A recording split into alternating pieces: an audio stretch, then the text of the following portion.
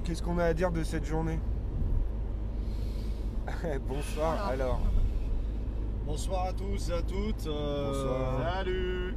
Bon les amis, c'était une journée particulière. Ça n'a pas été très fructueux pour nous pour pas mal de raisons. Comme vous l'avez vu dans nos précédents lives les amis, on a été après la première action devant CNews où on voulait parler de manière amicale bien entendu à monsieur Pascal Praud. Et pourquoi pas monsieur Yves Calvi aussi. Voilà, on voulait leur rendre un petit bonjour. Amical et une petite fraternel. visite amicale et fraternelle. Et après notre action devant CNews, on est parti en direction du centre de Paris pour rejoindre le siège de Rolex, dont vous avez vu un live tout à l'heure. Mais entre les deux, on s'est fait arrêter par la police. Simple contrôle de routine. Et après, voilà, soi-disant. Et c'est parti un petit peu en live, puisqu'ils ont trouvé dans notre coffre, oh là là, mon Dieu, un masque de V pour Vendetta qui coûte 2 € en plastique, que l'un de nos camarades n'avait pas sur lui, pas sur le visage, mais dans le coffre, vous voyez? Dans le coffre, sur le sac. Ouais. Voilà, et pour ça, il a été amené au commissariat dans le 7e arrondissement, rue Faber. Donc, c'était pas mal. Bon, du coup, on a attendu notre camarade devant le commissariat de police jusqu'à sa sortie. Donc, il est resté à peu près une petite heure, c'est ça? Oui. Ouais, voilà, une petite heure. Non, mais aller au comico à cause d'un masque qui est dans un sac. Alors que la loi dans le coffre, la loi n'est même pas encore votée. Leur putain de loi liberticide, là, anti-casseurs, soi-disant anti-casseurs, parce qu'ils connaissent très bien les casseurs, c'est des fils de bourgeois et d'avocats, c'est des black blocs. C'est simplement une loi anti-gilet jaune. Et elle n'est même pas encore votée, cette loi, que là, arrestation arbitraire, le collègue, il s'est retrouvé au comico. Ouais, assez étonnant. Ouais, donc voilà, et donc pour le coup, après, après à la libération de notre camarade, on est parti sur le... Enfin, c'est pas le siège, c'est une des boutiques Rolex sur Paris. On voulait vous montrer en fait à travers Rolex l'exubérance des richesses sur Paris, qui est la capitale du luxe, clairement. Et en fait, comme actuellement on est plutôt dans un pays où la pauvreté s'accroît, on est quand même à 9 millions, hein, vous me dites si c'est ça, mais c'est bien 9 millions, 9 millions de pauvres dont un tiers d'enfants. De pauvres dont un tiers d'enfants. Bah nous voilà, on voulait montrer qu'il y a quand même une exubérance et on se pose la question. On se pose la question du bien fondé en fait de la visibilité de ça. On n'est pas contre les richesses, on est pour la répartition des richesses. Et dans un cadre d'appauvrissement du pays et de la nation, et ben voilà, ce genre de lieux comme Louis Vuitton, comme Coco Chanel, comme Rolex, ou comme Weston ou autre, ou Montblanc, bah tout ça, vous voyez, ça pose question. Ça pose question, quelle est la place de l'humain dans tout ça finalement? Quelle est la place de l'humain dans tout ça? Donc voilà, c'est ça qu'on voulait vous montrer. Vous avez bien vu les exemples, hein. Il y a des montres à 40 000 € chez Rolex. 40 000 €. Avec 40 000 €, n'importe qui d'entre nous, on serait heureux parce qu'on achèterait une baraque à la campagne. Tu vois, on referait notre vie à la campagne avec des poules, des chiens, des chats, un potager, et on repart à zéro. Sachant que l'industrie du luxe ne connaît pas la crise, elle est en croissance. Chaque année, ils font des bénéfices supplémentaires. C'est aussi ça qui est contradictoire par rapport aux crises sociales que nous on subit, quoi. Et c'est surtout ça qu'on dénonce. En fait, c'est l'essence même du néolibéralisme, c'est-à-dire il y a un siphonnage de la richesse chez une majorité de la population qui va s'accumuler sur une minorité de la population. C'est-à-dire qu'il y a de moins en moins d'ultra riches qui deviennent de plus en plus riches et de plus en plus de pauvres et de classe moyenne qui deviennent pauvres, prolétaires ou dans des situations extrêmes de pauvreté. Donc en fait on voulait juste mettre le doigt là-dessus et on s'est fait encercler par combien? 15, 16 voire plus de policiers. Une vingtaine, au moins une vingtaine. Flashball, super bon équipement et tout. Enfin les gars, c'était pratiquement le GIGN à ce niveau-là, quoi. Bref, il y avait 7 véhicules. Donc voilà, on fait le calcul, 3, 4 par véhicule. Donc finalement, ça fait même plus d'une vingtaine. Et contrôle d'identité, deuxième contrôle d'identité de la journée. Ça téléphone, ça remonte. Et puis, voilà, les gars du terrain étaient de notre côté, hein. Ils nous l'ont dit, on ne peut pas nous s'exprimer, mais on est de votre côté. A contrario de notre premier contrôle suite à qu'après on s'est fait embarquer plus ou moins, le mec était très hargneux, très pas content. Ouais. Là, limite, on flippait un peu parce que le gars, pas mal de temps, il est resté la main en fait sur le holster de son flingue.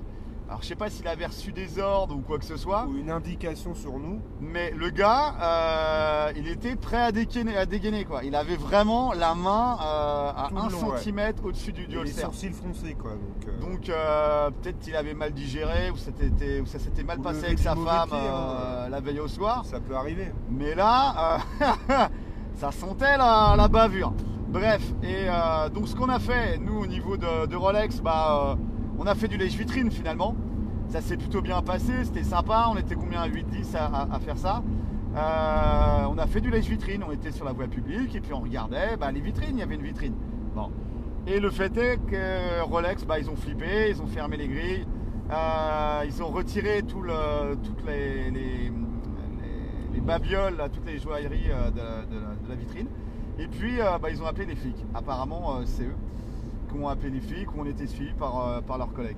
Et l'affaire c'est que c'est dommage pour Rolex parce que nous, gilets jaunes, sur la voie publique, en train de faire du lèche-vitrine, on les a finalement poussés, ces pauvres gens, à fermer boutique et à perdre une demi-journée de chiffre d'affaires. Un chiffre d'affaires avec un panier moyen de combien? De 15 000 euros, 20 000 euros. Parce Enfin qu'on bref, on l'a pas précisé, mais ils ont fermé la boutique et retiré tout ce qu'il y avait en vitrine. Ouais, les montres, voilà. donc en fait, là, juste quand vous êtes gilet jaune et que vous faites du lèche-vitrine au niveau d'une boutique de luxe, ils vont fermer, ils vont paniquer, ils vont certainement appeler les flics et ils vont perdre une demi-journée de chiffre d'affaires. Parce qu'une fois que le contrôle de police est effectué, évidemment, vous n'avez rien sur vous, vous n'avez rien à vous reprocher, donc vous continuez votre lèche-vitrine. Même s'il n'y a plus rien en vitrine à regarder, vous continuez, vous guettez, voir s'il n'y a pas du réassort. Et voilà, tout simplement, les gars de Rolex, ils ont perdu une demi-journée ou 4 heures de chiffre d'affaires. Et ça a l'air de rien, multiplié par 3-4 équipes sur Paris, voilà, ça donne des idées, voilà. Alors après, au-delà de ça, le débat sur le samedi, on en avait parlé un peu la semaine dernière, que la technique de manifestation, la stratégie du long terme, on la voyait pas, que nous on avait notre propre stratégie, mais même notre propre stratégie, quelque part, on commence à vouloir innover en plus. Bon, qu'est-ce qu'on peut dire par rapport à ça? Le problème du samedi, le samedi on est dans la symbolique en fait. On n'est pas du tout dans nos opérations de semaine. Comme le mardi ou le jeudi ou tout autre jour. Là, on est sur de la symbolique. On sait que tous nos camarades manifestent dans les rues de Paris. Donc nous, étant le peuple gilet jaune, et on se sent profondément gilet jaune, il faut qu'on soit sur Paris aussi. Tu vois, c'est accompagner la vague. Cependant, nous, c'est quel sens on met à cet accompagnement de la masse. Pour moi, on est uniquement sur de la symbolique. Faire une maraude sur Paris comme on fait et à tomber sur une institution au hasard qui nous intéresse, c'est ça ce qui se passe en vérité. Là, je pense qu'on va réfléchir maintenant. On va réfléchir vraiment à changer. On va essayer de changer les choses au niveau du samedi. On va voir comment on va tourner le truc. Et je pense que là, les amis, vous allez voir, il va y avoir du changement le samedi. Alors, il va y avoir clairement du changement. Nounours, toi, ton avis là-dessus?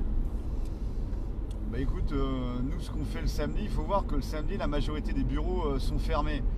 Les gens, ils sont en week-end, c'est du shopping. Nous, ce qu'on fait dans le 6e et le 7e arrondissement, voire le 5e, cette maraude gilet jaune où on distribue des tracts, où on parle avec les gens, où on parle avec les restaurateurs, où on fait nos petites actions. On touche pas mal de monde. Pour un gilet jaune, on doit toucher une 50aine de personnes, grosso modo. Parce qu'il y a, même au niveau de notre interpellation dans la rue par la bonne grosse escouade de flics, il y avait plein de gens qui faisaient des photos, des vidéos, etc. dans le dos des flics. Donc on sait très bien que ça va finir sur Twitter ou YouTube. Le problème, il n'est pas là. Le problème, c'est de savoir l'impact pour un gilet jaune. C'est-à-dire, vous, en tant que gilet jaune, un de plus à Bastille ou à République, noyé dans les gaz lacrymogènes, qu'est-ce que ça va apporter comme visibilité ou impact médiatique ou impact monétaire sur nos adversaires? J'allais dire pas grand-chose. On n'a pas tous le même adversaire et la même cible, ça on s'en est rendu compte. Nous, on met en lumière ceux qui sont en l'ombre, c'est-à-dire l'oligarchie. Maintenant, ça ne fait pas consensus au sein de tous les gilets jaunes de France. On s'en rend compte. On essaie, nous, de sensibiliser à cette idée, qui est pour nous juste.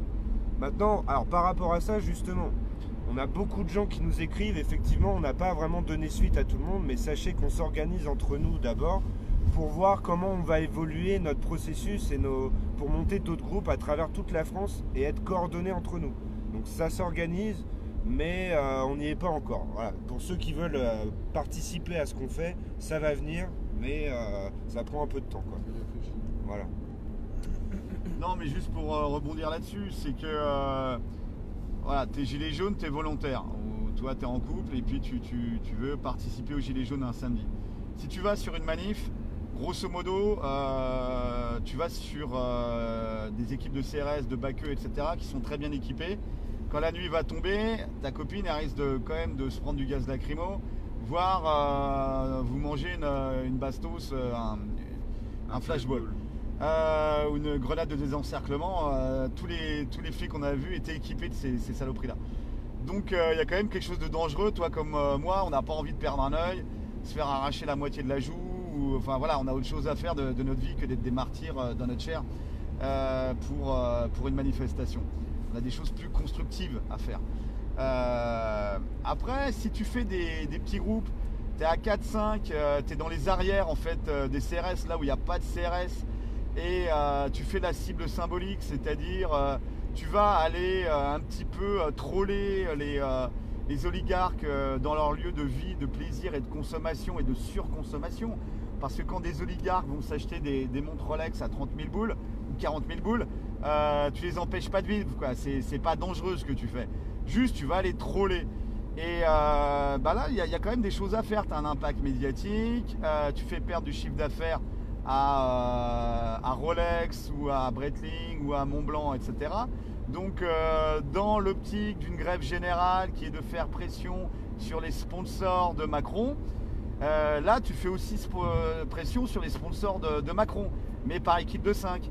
Et à la limite, tu vois, tu peux monter ça toute la semaine, les équipes se relaient, etc. C'est ça, le but c'est de monter en semaine aussi et qu'on soit sur le terrain vraiment H24 entre guillemets. Alors, t'imagines 1000 personnes, 1000 gilets jaunes, ils se baladent entre Bastille et République, le trajet de tous les syndicalistes, à manger de la merguez avec leurs ballons.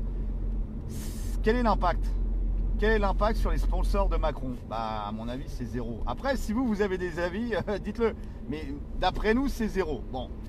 Si ces 1000 sont divisés en 200 groupes de 5 qui vont faire du lèche-vitrine sur toutes les boutiques de luxe qui appartiennent à des grands groupes, ou comme devant des grandes banques, comme, ou devant les médias. Comme LVMH, etc. Et finalement, vous les poussez à se tirer une balle dans le pied, c'est-à-dire à fermer la banque, à fermer la boutique de luxe, etc.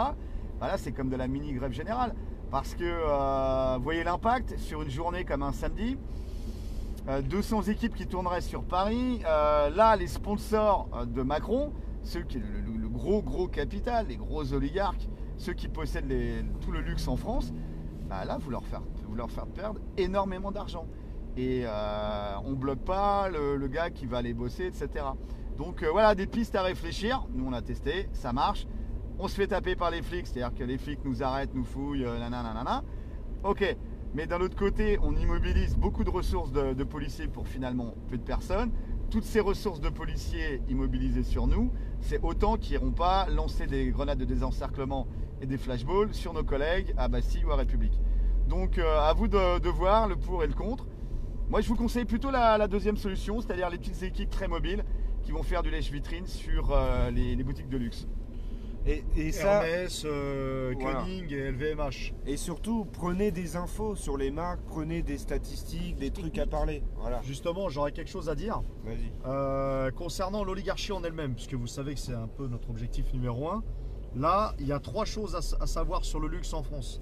Bernard Arnault, c'est la première fortune de France. Vous regardez dans le classement des 10 personnes les plus riches de France, Ouais, combien il ils y a un touchent oligarque, sur, c'est le premier, des c'est millions Bernard par Arnault. heure, hein. Là, on est à 70 milliards, un truc comme ça, par an. Donc, Bernard Arnault, c'est l'empire LVMH. Pratiquement toute la grosse haute couture, le luxe, le parfum, les sacs à main, etc. Ensuite, vous avez la famille Hermès, qui est la 3e fortune. Et dans la 2e, vous avez les frères Wertheimer. Eux, c'est Coco Chanel. Donc, premier, Bernard Arnault. 2e, les frères Wertheimer. Et 3e, la famille Hermès. Et c'est Alex Dumas qui a repris, en fait, avec la famille Hermès, l'affaire Hermès. Donc sur ces 3 premiers déjà, avec aussi Bettencourt, Meyer, mais eux sont 4e au niveau des cosmétiques L'Oréal. Mais rien que ces 3 premiers déjà sont ces 3 oligarques. Donc posez-vous la question, si les oligarques possèdent le luxe, c'est qu'il y a une raison. Il y a une raison clairement, c'est que ça produit de l'argent, ça produit du réseau, ils sont en contact avec toute l'oligarchie mondiale en termes de vente de luxe, etc. C'est pas pour rien qu'ils investissent dans ces domaines-là. C'est pas pour rien. Voilà, donc les amis, renseignez-vous sur qui on combat. Ces gens-là font partie du petit groupe qu'on dénonce. C'est-à-dire la bande à Patrick Drahi, la bande à Bolloré, la bande à Lagardère, à Dassault, à Bettencourt Meyers, etc. Donc tout ça, c'est une petite bande de petits coquins, Xavier Niel. Donc voilà, c'est eux ce qu'on appelle l'oligarchie. Et ils sont tenus eux-mêmes, évidemment, par les financiers du nouvel ordre mondial. Les Lazare, les Rothschild, Goldman Sachs, etc. Voilà, c'est tout ça le réseau qu'on combat en fait. C'est tous ces gens-là qu'on combat. Mettez-les en lumière, les amis. C'est comme ça qu'on fera trembler le système. Voilà. Voilà, montez des équipes, les gars. Montez des équipes. Montez des équipes. Ah oui, très important, très important. N'hésitez pas, nous on souhaiterait aussi organiser, pourquoi pas avec vous, un petit live, mais avec vous, c'est-à-dire en échange avec vos questions. Ça on y pense depuis un moment, on nous le demande depuis un moment. Donc n'hésitez pas les amis, on va penser à le faire très prochainement. Merci à vous. On lâche rien. Merci. Force et honneur. Force et honneur. Petit chant des partisans. La musique. On balance la musique. Oui. Est-ce que sur le live vous voulez un petit chant des partisans pour finir?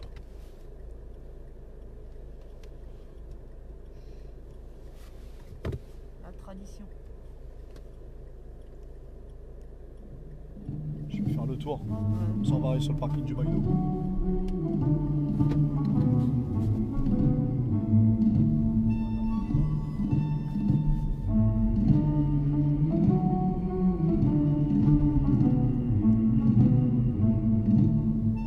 Oui, d'habitude on le met au début, là c'est à la fin.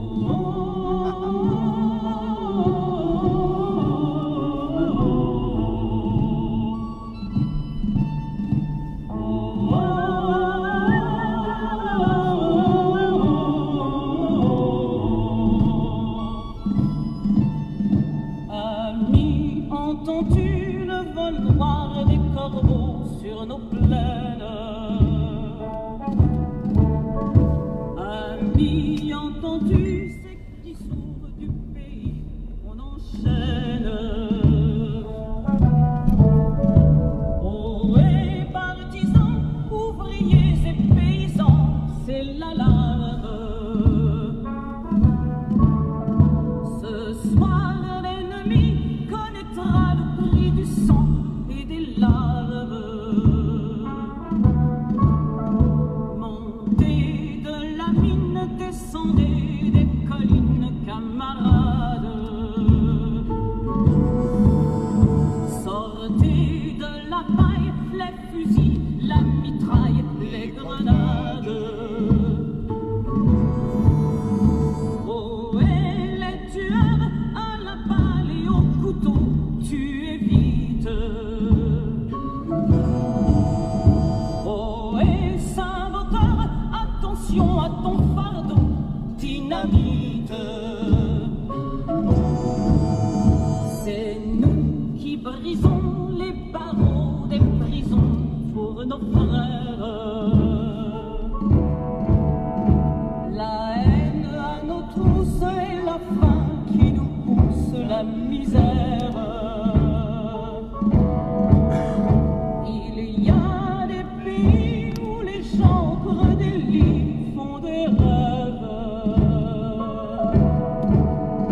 Ici, nous vois-tu, nous on marche et nous on tue, nous on crève.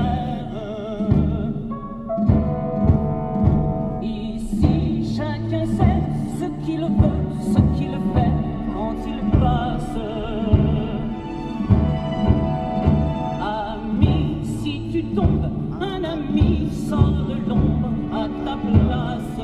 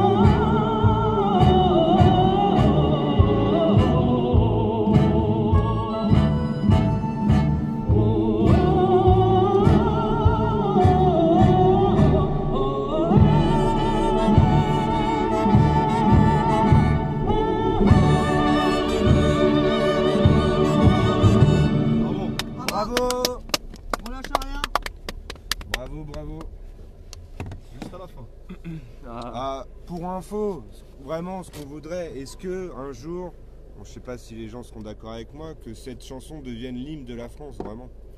Est-ce qu'on fera un jour un référendum pour ça? Nous on le proposera. Effectivement. Effectivement, moi je personnellement. Alors, personnellement, moi je. C'est une opinion personnelle, hein, voilà. Oui, moi aussi. Ça ne tient c'est qu'à moi, personnel. je la préfère que je préfère le chant des partisans que la Marseillaise. Et on a beaucoup de retours dans ce sens, hein, c'est pour ça que je Je parle le de préfère ça. largement parce que c'est un consensus. Vous savez, dans le chant des partisans, vous aviez les gaullistes, les communistes, les syndicalistes et les patriotes. Donc tout ça, ça fait. Voilà, c'est la France, le peuple, La quoi. convergence des C'est la luttes. convergence Et des même luttes, les c'est le peuple. royalistes, hein, Et même les royalistes. Ouais, même les royalistes. Voilà, donc on a tout, on a tout. Et c'est ça, le peuple français, les amis.